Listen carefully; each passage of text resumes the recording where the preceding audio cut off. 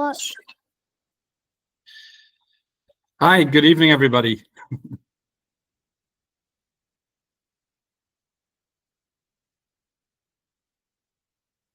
Sorry, I had a little bit of technical difficulties, but managed to get it to work. Hopefully I'm okay to be heard. If you guys can hear me, please let me know. Yes, we can. Yes, perfect. Okay. Sorry, I had a little bit of internet difficulties. Managed to get it sorted. So there we go. Thank you all for coming in. Let me just quickly bring up the particular questions. Okay, so I'll get started straight away. Like, one of the questions that was actually asked by one of you is whether, when the kids miss a class, like what we do to basically make up for this. And I thought it would be nice to tell you all that actually we have a few ways to make up for those. First of all, my team is there on Thursday and Friday the whole day. So technically, if there is like a little bit of an extra time that the kids sometimes can have, like particularly in Form 6, Year 11, there's sometimes like some hours that nothing happens, then they can actually fill in and do the class that way. But for the ones for who that it's a little bit harder, we actually have a center in PJ. And on Saturdays, we run classes there. And sometimes we even do like special classes during the week, during holidays, for example, and so on. And when possible, we try to arrange for the actual classes to be like rescheduled at that point. So one other thing that I want to say on this, like particularly on how we're doing the classes, is that the curriculums aren't like with a normal class where it's like, hey, you know, like you have to follow them day by day, else you're going to be in a little bit in trouble. Because when we work with the kids on their personal projects, they actually get their own project to work on. So, and we leave a little bit of time in between for them to get ready for their presentation and so on, because learning how to do a project is not always as easy particularly for the young ones. But I'll be honest, like even for our year 11, 12, and 13, it's sometimes very hard for them to finish a project. So when we do a project in a term, we tell them, you have 3 weeks, and then there's like 2 weeks that they can actually spend on a little bit of a buffer zone. This is for them to both polish what they're doing, but if the whole group is done, we will actually do like a 1 week catch-up exercise together with them. To be honest, in the beginning, they really need those 2 extra weeks, but this is the one way that we help them out. And then also the extra hours that we do during the trips and during the camps actually make quite a big, a little bit of extra time with them. So I think if you actually look at the amount of hours that we spend with the kids, I'm hoping that we don't get. It's the same as if you go to school. Like if you miss a class in school, they also don't really get a replacement for that. Of course, if they can't finish a project or they're stuck for some other kind of reason, then of course we actually also give them a little bit of extra time. So we have had a few students that like were really struggling with some concepts in the peer class. So what we did is we actually invited them for like an extra half hour, or like, come have your lunch with us, and we'll have a chat about certain things. And sometimes things come up in the class that basically are a bit hard to deal with. I had a very interesting question, or almost like a statement, from one of the students this week. And we asked them, what do you want to get out of these sessions for the next term? And we asked them to basically write this down on a Post-it note, and it was done in a little bit in an anonymous way. And one of them wrote down finding a reason to live, which is pretty harsh. And it does sort of undescribe a little bit like the challenges a lot of gifted kids run into. So obviously, for when we get something like this, all the safeguarding things kick in. But importantly, we also we don't want to violate the trust with the child, right? So we try to make sure that this is done like very discreetly. And then we took that that particular child like with us for like an extra little bit of time to sit down and say, okay, what does that mean? Like what does that mean to you? And you know, what we found is that he feels that he's being bullied a little bit. And obviously that led to a lot of other like discussions that we had with him specifically. And it also means that we'll have an opportunity like together with him to address that particular issue. So I think when it comes down to like replacing lessons, if you feel like, hey, one of my kids has missed too much, please just let us know. And then we'll arrange for a suitable replacement. Because at the end of the day, I think what we're trying to achieve with the kids is the thing that we want to achieve, and not like how many hours we run. So if we need to spend a little bit more time, then we will do that. Okay, let me see. Other questions. Like, we're here with quite a big group of people. Not everybody has found the online questionnaire yet. So has any of you got a particular question or theme that you want me to address? And then like you can type something in the chat, or you can actually just like tell me right now by speaking up. Either way is fine for me. So please give me your thoughts.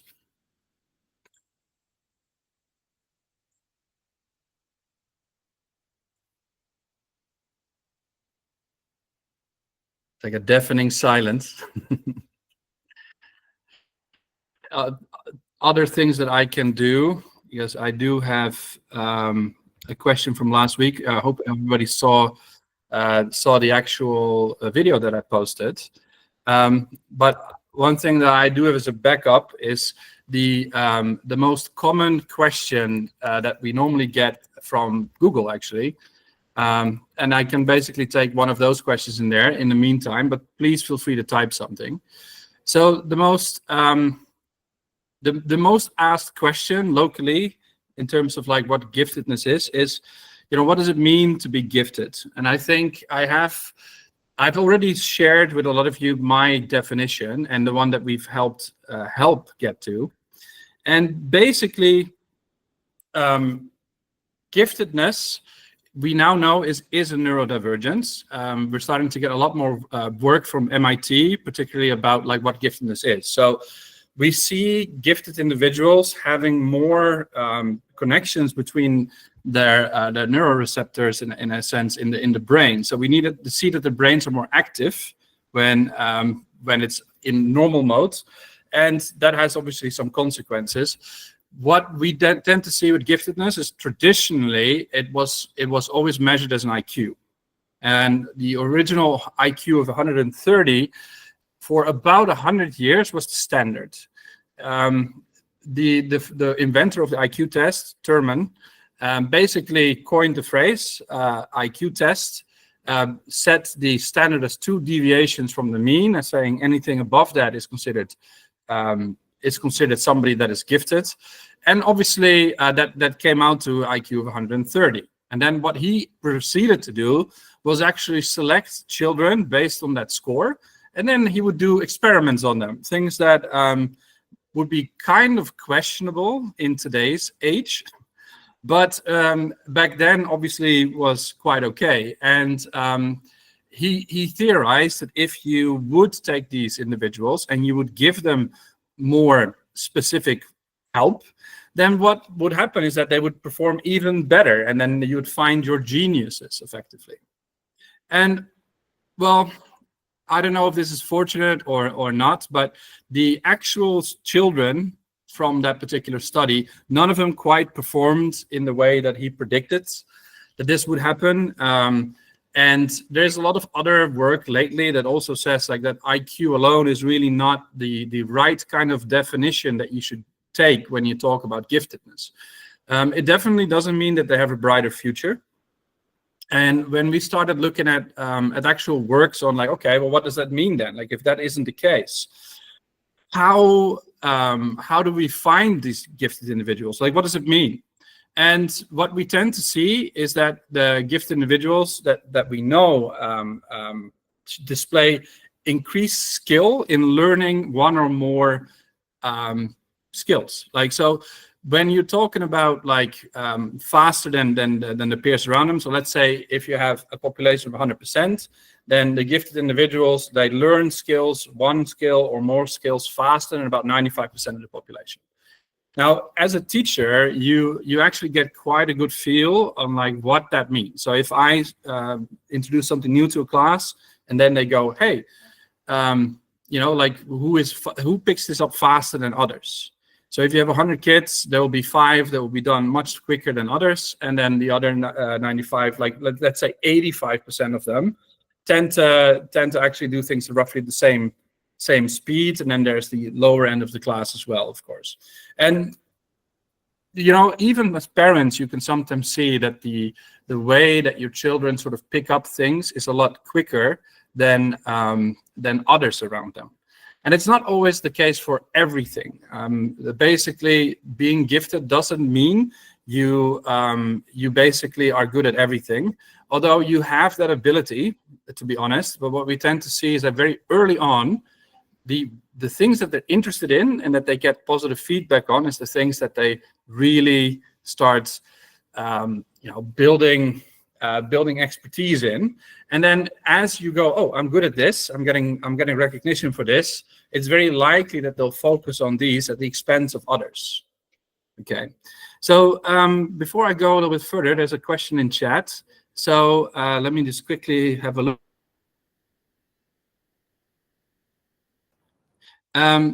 Okay, so we wanted to know a little bit more about the camp dates. Yes, so there's 2 questions in that. Is it a student-only camp? The answer to that is yes, it's a student-only camp. Although the last day, on Sunday itself, the children will do a special cook charity thing for all the parents. So the idea is you drop them off on Friday. Now, if I'm not mistaken, that is the 12th of December. And we're going to be sending out like a flyer next week with a little bit more information, particularly like what they need to bring and all that sort of stuff. But it's 12th of December on Friday. We start. It's in Rawang, which is 20 minutes from the school. So it's quite close. So technically, if they have CCA on that Friday, you could basically bring them up from school, drop them off in Rawang itself. Then the kids, we will have dinner and we'll have campfire, and then the kids will sleep. And then the next day we have all kinds of STEM activities, which this time around, because we have quite a big group of teens, they're going to be designing some STEM activities. One of the groups already decided they wanted to build a Da Vinci bridge, specifically because there's a little river. So we're going to try and build one and see if we can make it strong enough for people to actually traverse. That'll be quite fun. And the other group still has to decide on what they want to do, but it will be something in that vein. And then we do that on Saturday. Then they stay the night until Sunday, and then Sunday noon, the lunch will be served to the parents. And there will be a game that we normally traditionally play with all the parents as well. There's a special kind of game of tag that we tend to do. It's very tactical. It's extremely fun, and the kids always love to play against the parents. So bring running shoes when you guys come. But that's the camp dates. I hope that answers the question. So any other questions? Please type them in. So there is a question I'd like to answer. This a question that one of the parents asked me personally over the last couple of days, and that has to do with the overexcitability of gifted kids and how come it's often so hard to sort of help them control their emotions, and then what strategies you can employ to help these kids deal with this. So let's start with what the root cause is, because sometimes as parents, of course, it is kind of frustrating to see your children in such distress, either angry or sad, and they seem to go from one to the other like really quickly. So the neurodivergence that leads them to be quite logical and being able to absorb information very quickly also has a bit of a downside. So emotions are something that you experience in your brain. They are obviously related to certain kind of stimuli, and you name it. So if you're really fast at processing data from around you and experiencing that data very quickly and intensely, unfortunately, that also applies to your emotions. And that's why what you see with gifted kids is they go back and forth between like super happy to a little bit, frustrated to quick to anger. It seems like they're all over the place. So that is the neurological disadvantage that they have to begin with. And then on top of that, like emotions are like a muscle. You have to train them. And if you don't train them, you won't be able to experience them much. So it's like if you've never been scared in your life and something scary happens, you're more likely to overreact to it than somebody that didn't. I saw a hand raised. You want to ask a question quickly in between?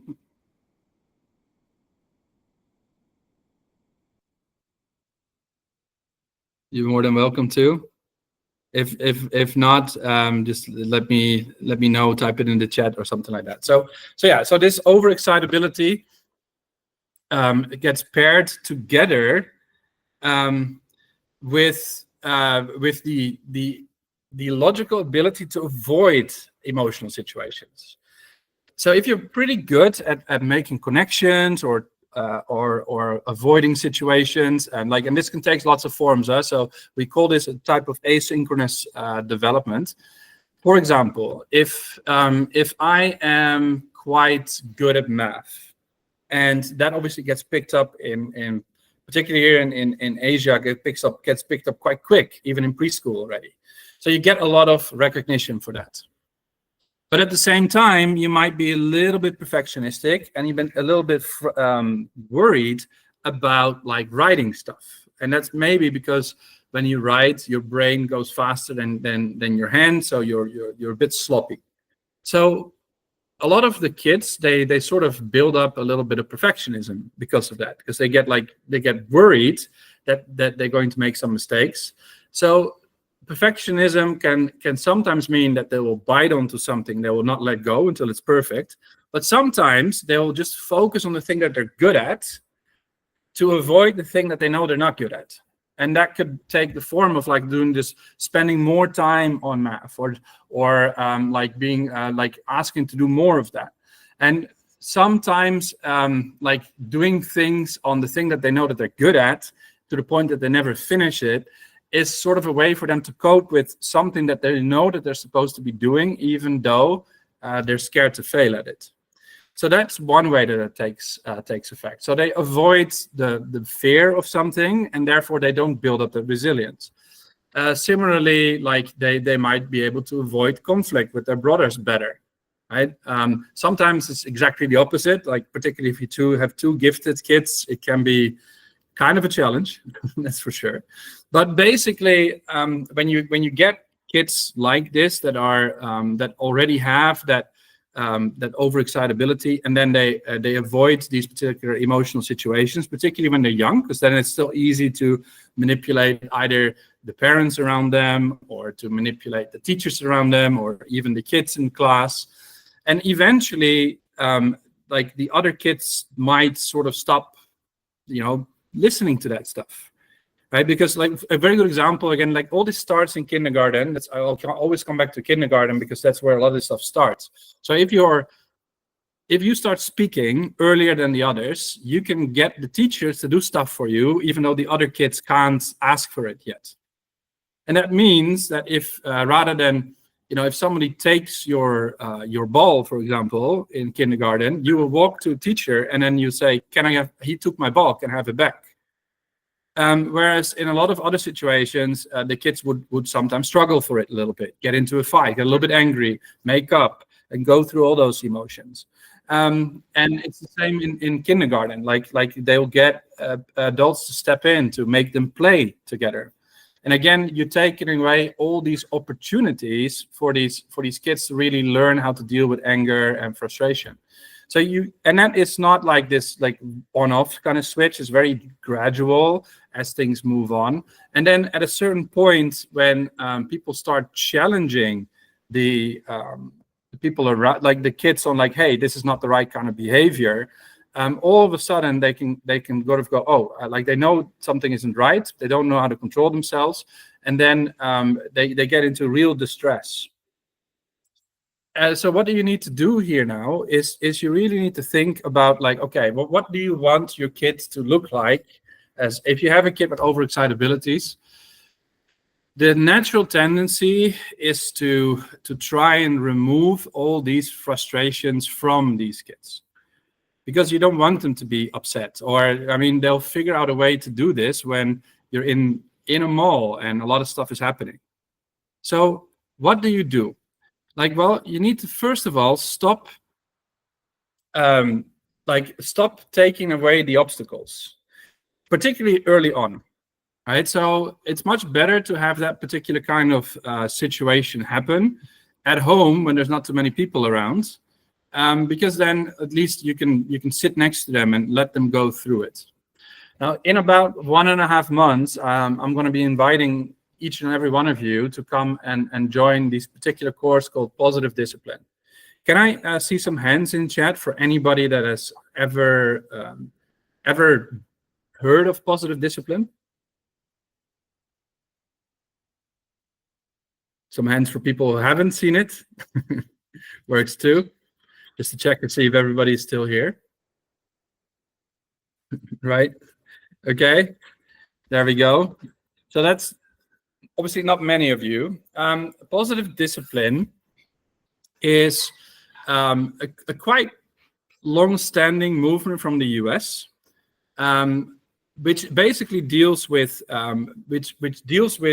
the positive side of psychology, and the discipline in this being for the parents to be consistent. And when we talk about positive discipline, like a lot of people think that positive parenting, they're not quite the same thing. So a big misunderstanding with positive parenting is that people say, hey, okay, I just have to say well done to everything that they've done and not give too many comments on things that might not go as well as they thought. And unfortunately, it's not as easy as that.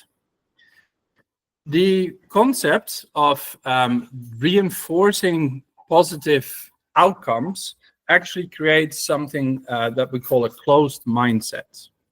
So closed mindset is the idea that like you're entitled or your identity is tied to the positive outcome. So a very good example is using sports. So and Carol Dweck, the author of Mindset, did extensive research into this, where basically if you tell somebody good job, well done, and you repeat that forcefully enough, then they start believing that they are good at math. He's like, I'm good at math, or I'm good at sports. Like if I take someone who's a tennis player and every time they win a game, you say, oh, you're so good, well done, you won. And if you keep repeating that, they'll become almost like entitled. So for some of you, you might remember McEnroe, the tennis player, who was the top of the world for about 3 years. And he rose without losing much to the top for 3 years. And he said he was sort of almost entitled, as far as he was concerned, to being the best player in the world. So he didn't get there because he practiced hard. As far as he believed he was born the best player in the world. So therefore, I was entitled to it. And you could see how when things weren't going quite as well as he wanted, he was very famous of shouting at the umpire and basically blaming everything but himself for his no longer winning everything as easily as he did. So this is what we call a closed mindset. And you see the same with kids, where you basically, if you have these high-performing kids and you're basically telling them, okay, well done, good job, and you only focus on the result, they become closed-minded. And that means that if they get to a point where actually it is more beneficial to keep up that facade of being closed-minded or being smart, because that's what they think. I am smart, therefore I should have good grades. And if then all of a sudden things get harder, then it's sometimes more beneficial not to do a test. And this is very interesting because whoever has read Carol Dweck's mindset books and papers, she did a test with thousands of kids. It's kind of an unethical test now, but she didn't know that this was going to be so unethical when she started, because she didn't think that the effect was going to be so severe and persistent. And what she did is she took, in her studies, 2 groups of students. And then she said to one group, she said, okay, here, both of them took the same test, like a type of aptitude test. And then they would tell the two groups of students, one, they would say, really well done, you're very smart, that's amazing. And the other group, they said, you worked really hard, that was really good. Like, really, that was like your efforts were clearly shown. So one was a focus on the process, the other one was focus on the outcome. Then what she would do is she would do IQ tests. So the IQ test would happen before the intervention was done, and she would do an IQ test after the intervention was done. And what she saw is that the average loss of points on the IQ test was about like 10%. It's a quite significant drop in IQ, which is very concerning. But it was a lot worse than that. When they were asking the groups afterwards, do you want to do another test to see how well you could do next time? The first group, where they said, you're so smart, said, no, that's okay. I'm fine, most of them. And the second group, almost all of them said, yes, I want to do another test. Let me see if I can get even better at doing this. And that effect lasted for months, which is what made the actual test a little bit unethical, unfortunately. But so we can't do this particular exercise anymore. But we because her work was so clear and significant, we now know that, like, if you are basically saying, oh, that was really well done, and I like the results, that we push these kids into a closed mindset. And that is even worse for gifted kids, because the experience of getting a compliment and the emotions that come with it are more intense. So we see gifted kids build up this kind of closed mindset much, much quicker. And that in turn then results in them trying to avoid any of the discomfort and stress that they can find. So what you see is that they'll actually do quite well. And this is where that overexcitability comes in. So they do fine until something doesn't go as well as they want to. And that means that the little ego that is built up that says, I am smart, I am good at this, all of a sudden comes crashing down. And then, because they don't really know how to ask for help, this is where you see the overexcitabilities go like really back and forth. So basically, now we know why this happens, right? So we know that their brains are wired differently, they develop asynchronously, and they build up a closed mindset. So those are the 3 things that are causing all of this. And how do we get over this? Like how do we help them see long-term return? So how do we get them away from these short-term gains and help them basically rewire their dopamine hit from doing work correctly, right? From getting the right results to doing the work.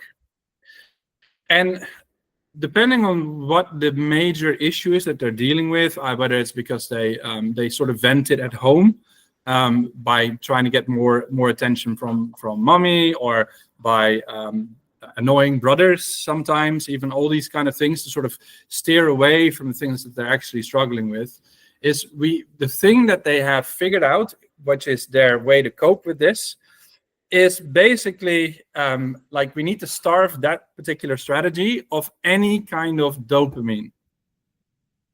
And that is hard because if you just go like, oh, you know what, here, if your kid is in distress, particularly if they're doing it on like subconsciously without them realizing, to just get attention from people around them, then you want to help. You want to be like, oh, okay, it's okay, like don't worry about it, you'll be fine. But in those sort of situations, even that is like giving the negative attitude that they've built up for themselves some kind of emotional return. So in positive discipline, what we do is actually we don't address the negative behaviors at all. Like, so when they do get overexcited or they get upset or they look for too much help or sympathy from people around them, what we actually do is we don't feed that particular behavior, which is hard because that means you have to pretend like nothing has happened. And obviously, in some situations, there's other kids around them that are negatively impacted by that behavior, whether it's in class where they're trying to like rile people up, or it's brothers that they're trying to get into a fight with. So what tends to happen is, like, when you have a child that acts like this and they don't want to really comply, we tend to sit them down and talk to them about it. It's like, oh, you know what? Like I think you should listen. I think you should. And we have these long conversations, and it's only what is happening is you're just giving attention. And the other kids don't get any attention at all. And that's exactly what they want. So rather, what you can do is you can say, okay, the right behaviors are normally there in some form. And this works really well when you have a few older brothers, for example. There'll be an older brother that basically is not asking for the attention or not throwing a tantrum if things don't quite go his way. And sometimes these are the kids that we sometimes forget about because we have a gifted kid that is struggling with his emotions or their emotions. So what you can do is you can actually have a chat with the older kids and tell them what the plan is. And it's like, okay, like your brother or sister is struggling to deal with his emotions and is using it to sort of get the attention on him. So let's have a pact together that we're going to ignore that, and that is really hard for the kids, by the way, but just as hard for some of the parents. And then basically agree that if any one of them does something nice, that you basically positively reinforce that together. So if the older one gets like egged on by the little boy, for example, you go to the older kid and you go, hey, I saw that he did that. It wasn't very nice. Thank you for not responding, and then give him a hug. I have an example of this where I had two brothers in my center. One is older, 11 years old. One is a bit younger, 7. And basically, every time we would go to the center, like the boy would like sort of really pretend. He admitted to me that's what he did. Like really pretend, like, hey, I don't like going. And he would have like a sad face, would freeze, and then mommy would come, would have like this big chat with him, and like, oh, come, you can go inside and it's fine. And then the moment the mom was gone, he was like just smiling and everything was great. And he did the same in his other school as well. It's one of the reasons he came to me is because, you know, he was complaining that he didn't like school, but the teachers in his actual school saying that, but like in class, he's fine. He's participating. Everything is okay. And at the same time, her older son was not getting any attention anymore. And he was actually telling me, he said, you know, I'm so tired of my brother. Like I don't spend any time with my mom. Like I'm upset. Like I feel like I need to just throw a tantrum. So I took the mom aside and I said, look, this is what's happening. What you can do, and we can practice this together, is when you come to the center, bring the two in, and then basically, oh, sorry, my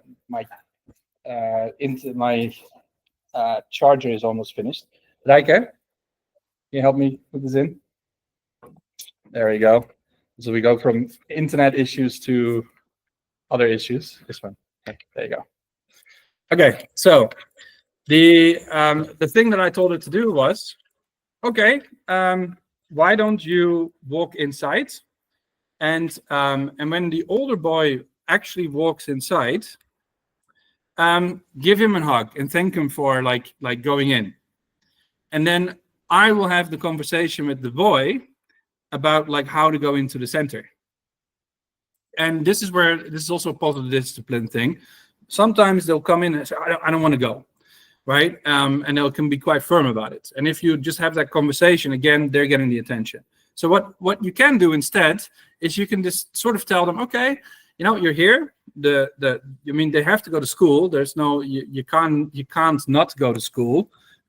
So basically you just tell them, it's like, I understand that you feel frustrated about this. That's okay. But unfortunately, like, you have to go to school. So now what you can do is you can walk in by yourself, or you can walk in on my feet. And what that means is I'll carry you inside. And it doesn't have to be forced, like, it doesn't have to be like really rough, but you just tell them, like, look, I think you're old enough to walk on your own. I think you're quite a big boy, and that's okay. But if need be, I'll pick you up and we'll walk inside very quickly. I've yet to have a boy that really goes, okay, you carry me in. I've had it with the girls a few times, because I'll be honest, when they like some of the girls are really good at playing very like sweet and like, okay, no, I really don't want to. But what you're doing is you're basically helping them out of a situation where they've sort of locked in and like frustrated, and say, okay, come, I'll pick you up. And you make it quite matter of fact kind of thing. And you walk inside and say, okay, thank you for coming in, and there you go. And honestly, we did that once, and now the boy comes in, no problem, like with a smile on his face and all that kind of stuff. So this is one way that we can help them, and you can do this at home as well. But you really have to get everybody involved. That includes husbands, that includes wife, that includes any brothers and sisters that they have. And the trick is, the moment they do something nice, you really overemphasize it. So ignore the bad behaviors that you see, the dread, the fear, all that stuff, and you just go, okay, the moment they do something nice, oh, thank you for joining. If they're really in distress, what you can do is sit next to them and then just wait until they calm down. So don't talk about it at that point, just wait till they calm down, and then go, okay, thanks for calming down, let's do the thing. And if they then get angry again, you sit down and you wait again. And this is why I'm saying practice this at home, because if this happens in a mall, you're going to feel worried. There'll be some people coming over and talk to you about it. But to be honest, like, even then, you need to be quite firm about it. You like when they throw a tantrum, if they learn that like they can basically manipulate your behavior by throwing a tantrum at a certain place, it will just happen more and more and more. And it's not always because they know that this is the case. Sometimes it's just because that's like they get into distress, they do this, they get relief because you give them what they want, and their subconscious just basically makes that a behavior. So it's not, I don't treat this as them being bad in behavior because they don't want to listen, although it's sometimes they do it on purpose. In which case, if we see that, we'll have a conversation with them about it before it happens. There's a question in chat. How do you differentiate between overexcitability and traits commonly associated with autism spectrum? Is there a clear way to tell them apart, or do they sometimes overlap? So unfortunately, there is a lot of similarities between autism and giftedness, in that some of the behaviors that they show are very similar. And this is why when you get like you're trying to get for an autism diagnosis, if a clinical psychologist only does a questionnaire of the parents and nothing else, then unfortunately it's very likely that they sometimes like misdiagnose. The subtle differences that you tend to see are very hard to pick up in a 5-minute, 10-minute session. You really have to observe the children. You have to put some new things in front of them, see how they behave. What really helps is seeing how they behave when the parents aren't there, for example, as well. So that is a very important thing. So there is not a very simple answer to that, unfortunately. The important thing you have to do as a parent, though, because all of this is about understanding where things come from. And that means one of the jobs you all have is to get a little bit more educated about what giftedness really is and how you can help your child overcome some of the challenges that they have. And then you should also know a little bit about ADHD and ASD, as well as dyslexia and so on. There's lots of possibilities sometimes, like with gifted kids, that they are what we call twice exceptional, and that is mostly. Sorry, my cat is meowing. I don't know if everybody can hear that, but basically, the one masks the other very often, which is very frustrating. So a very good example of this, I've helped identify about 3 kids in the last year with dyslexia, and the reason why that never really was caught is because they would compensate for the struggles with reading with the abilities they had as a gifted individual. Right, so they actually So I have one girl that I helped. She's 14 now, almost 13, 14 years old, and was doing okay in school, nothing spectacular, but was one of those really verbal girls, really good at like speaking, like a lot of humor and things like that, like where he would say like, okay, there's something here that is that is quite unique. But her grades never matched any of that. And then I had an opportunity to work with her once in a kind of an event that we did, and like I saw when she was reading that she was doing things that was kind of interesting. So she had taught herself to write the letters D and B and P and Q with different shapes so that she can differentiate themselves for herself. And it's very common for kids with dyslexia to switch those letters around. So it's because like if you take the letter B and D, P and Q, they're the same letter, just flipped around in 3D. And that's for some types of dyslexia, they see things in 3D rather than in concepts, and therefore they struggle with like flipping stuff around.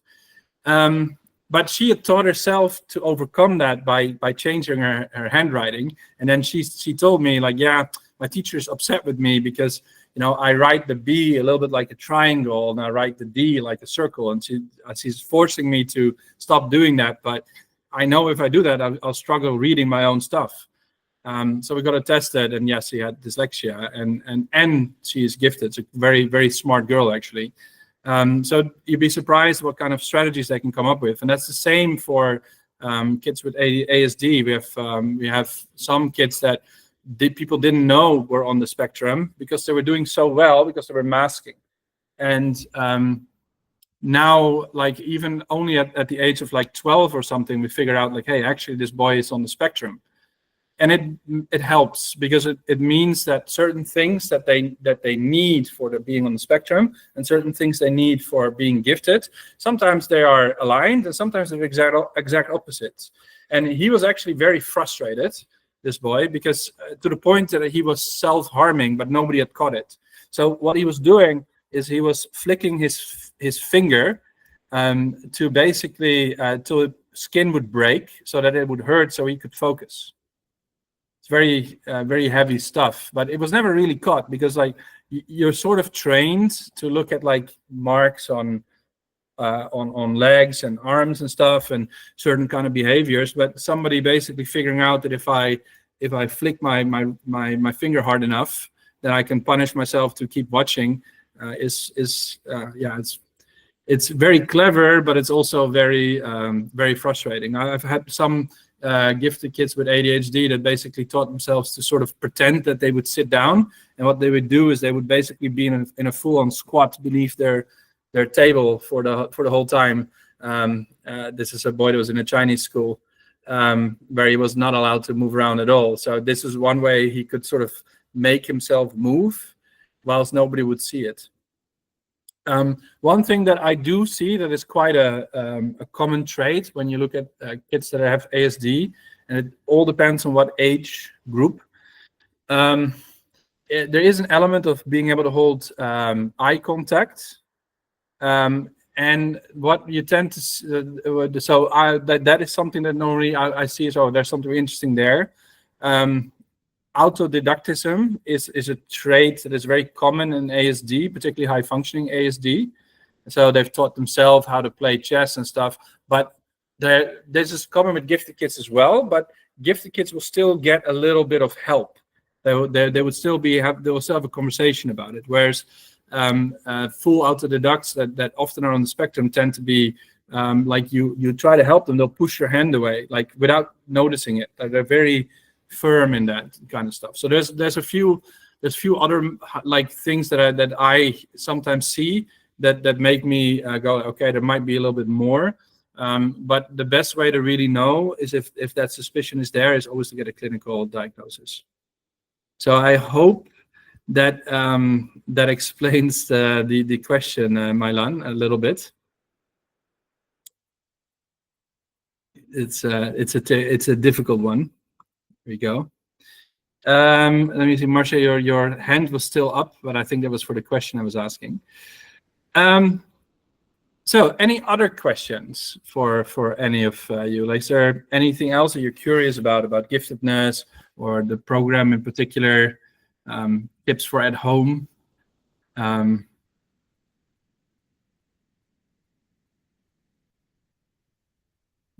you're all good. So one very common bit of advice I've been giving, I think a lot of you in the reports, is to help your children make some more choices at home. Particularly for the ones that have perfectionistic challenges. And then also for some of them that are just basically just scared to make choices. So which one of you has tried cooking with the kids at home already? I see some hands in chat for that one. Okay. All right, good. It's quite a few. So there's actually a very interesting thing, like Matthew McConaughey. I'm guessing most of you will know him.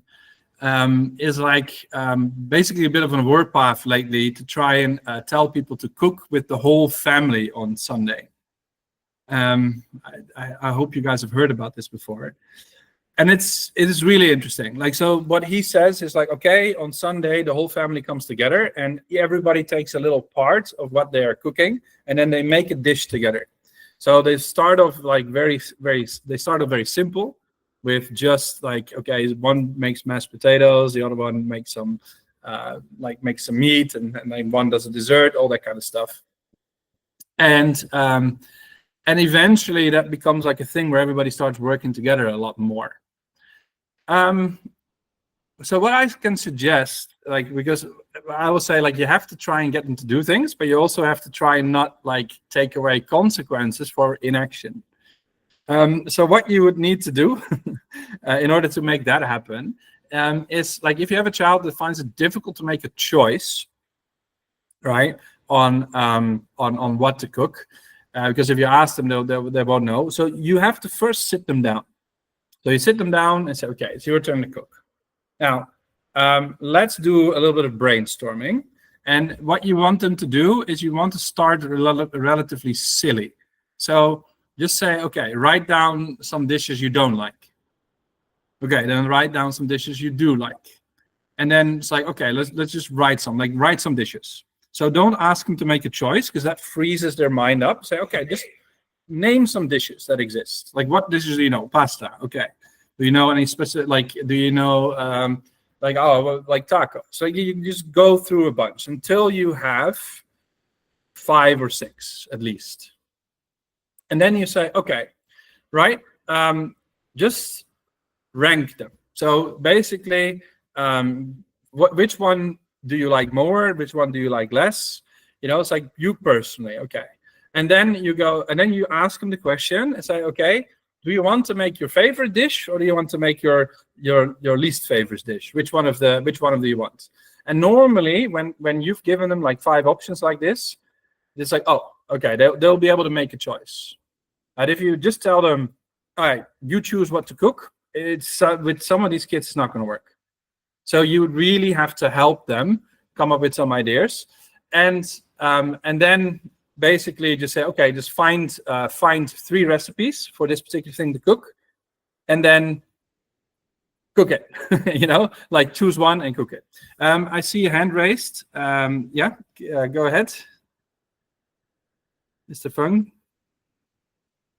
or Mrs. Fung. Yeah, Mr. Fung. Sorry. Yeah. You have any thoughts on this? Oh, the hand went down. That's fine. So obviously, if you have very young kids, you want to try and keep things a little bit simple. So find the kiddie recipe.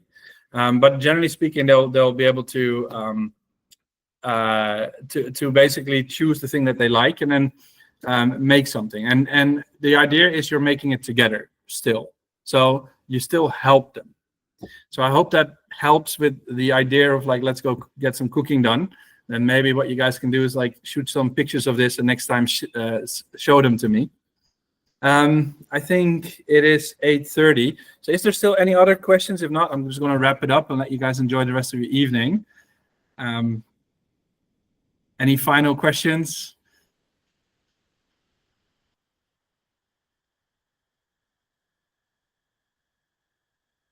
I think no. Okay. So just small recap. We spoke a bit about the camp, 12th of December until the 14th of December, Friday. No parents allowed until Sunday afternoon. And we spoke a bit about overexcitability specifically and what giftedness is, and then on closed mindset. So if you want to see this particular video, it will be in the same place where like I'll have a link in the chat as well. Do let me know any other questions in the meantime, and then I'll do this every week. Hope to see you guys ask some more questions live as well. Please don't feel shy next time. And then I thank you for your time and hope to see you guys in schools or in the next session next week very soon. No problem. See you guys.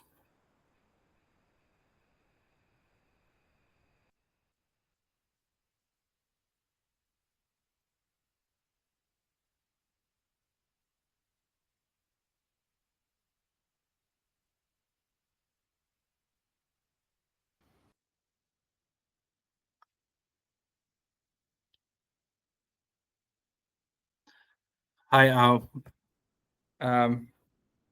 Did you still have a question as well?